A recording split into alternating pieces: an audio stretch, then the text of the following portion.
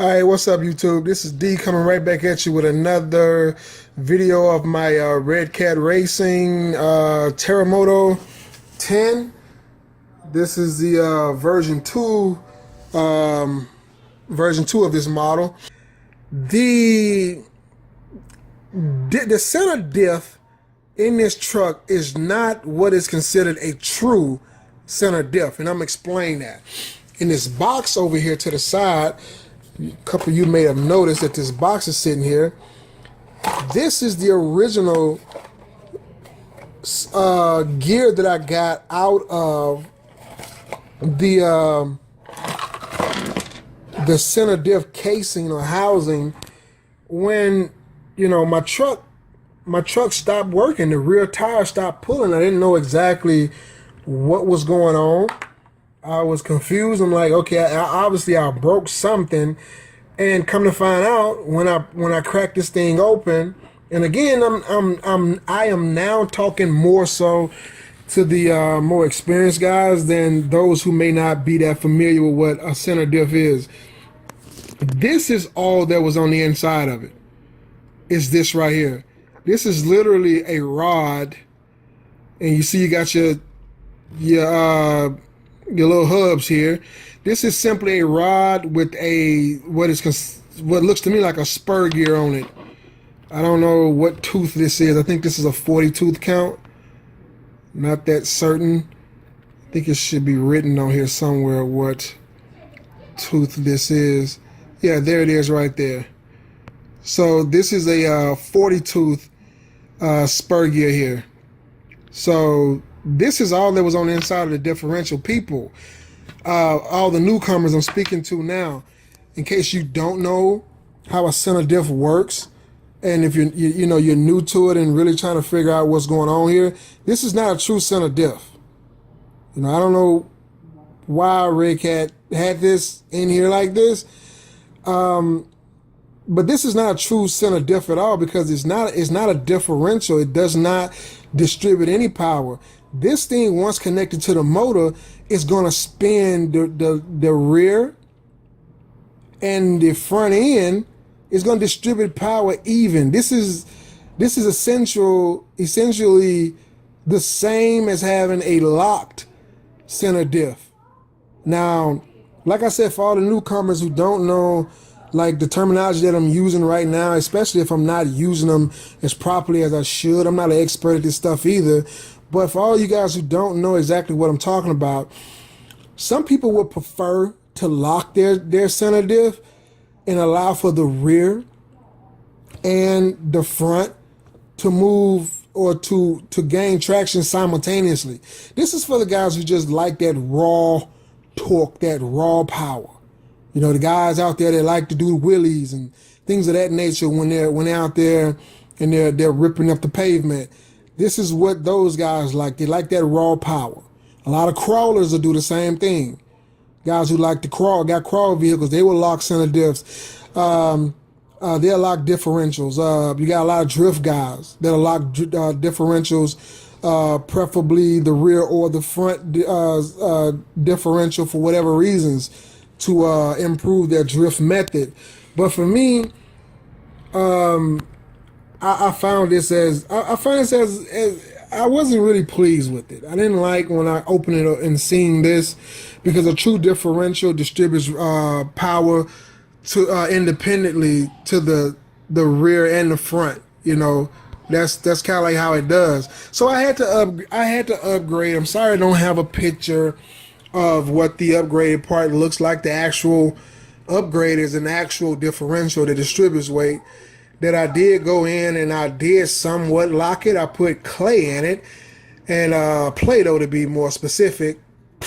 And what that Play-Doh allows it to do is to it doesn't completely lock it, meaning that I don't have to worry about things breaking, and I don't really have to worry about my motor getting burned out because of the torque. Because at some point you're going to have a bottleneck or a weak point. I didn't want it to be my motor. So I just put Play-Doh on the inside of it instead of gluing this thing shut like I've seen a few people do. And what the Play-Doh allowed me to do, like I said, is it allowed for the first, let me explain why I did that. The reason why I went in and I locked it, because I know some of you people are like, why is he complaining about, originally having to lock what is essentially a locked diff if you're just going to go and purchase an actual diff and lock it anyway. Okay, this is what was going on with the truck.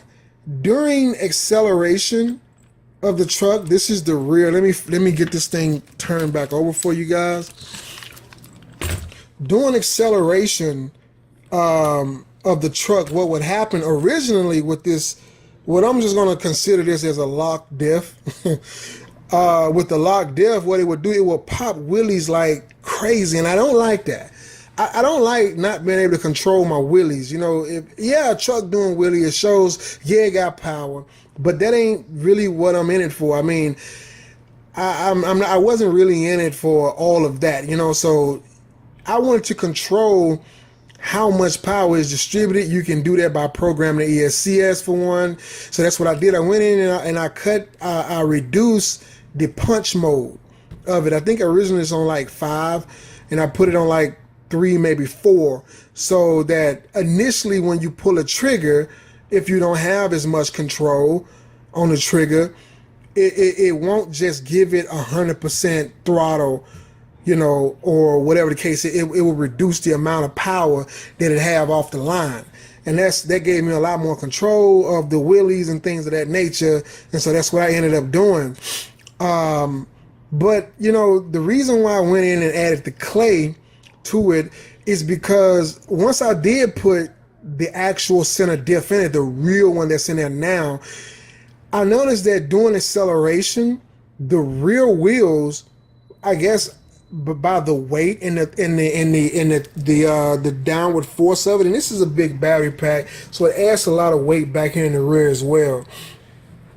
When you take off, it will squat, and these tires, of course, got plenty of traction because of the weight, but not on the front. And the front tires would balloon like crazy. And I've seen videos of the Terremoto.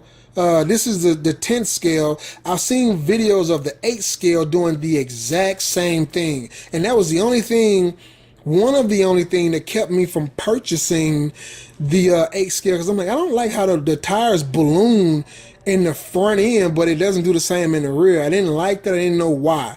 But now I know why. It actually has a center diff in it that when the weight of the truck won't allow the rear end to spin out, what it would do is distribute all that power to the front of the truck and make the front tires balloon. But keep in mind, your weight is here. It's squatting here, so it's wanting to get traction here, and everything is being pushed to the front end. I didn't like that, so what I did, I took the center diff and I put some clay in it, and the clay is still going to allow for a little spin, but for the most part, I think I got about 85 to 90% of it locked. So it's distributing power evenly. I say a good 85 to 90% ratio, opposed to before with this thing ballooning like crazy. It had to be like 40% power here and like 60% here, if not even more, if the ratio was not even greater. But anyway, that's the reason why I put the clay in it. The clay gave me exactly the results that I wanted. But anyway, not meaning to talk down on any company. RedCat is a company, and it has me. I'm satisfied with it. I'm not talking down on it or anything, any brand in that matter. But anyway, it's just what it is. It's the only thing that broke on me thus far. So if you plan on purchasing this truck, just learn from my mistakes or my mishaps, and go from there. Till next time. That's all I have to say until next time for the truck. I'm going to put the body back on it. And there you go. Till next time is D with the Terremoto 10 from RedCat Racing. Don't forget to like and subscribe. Till next time is D, and I'm out.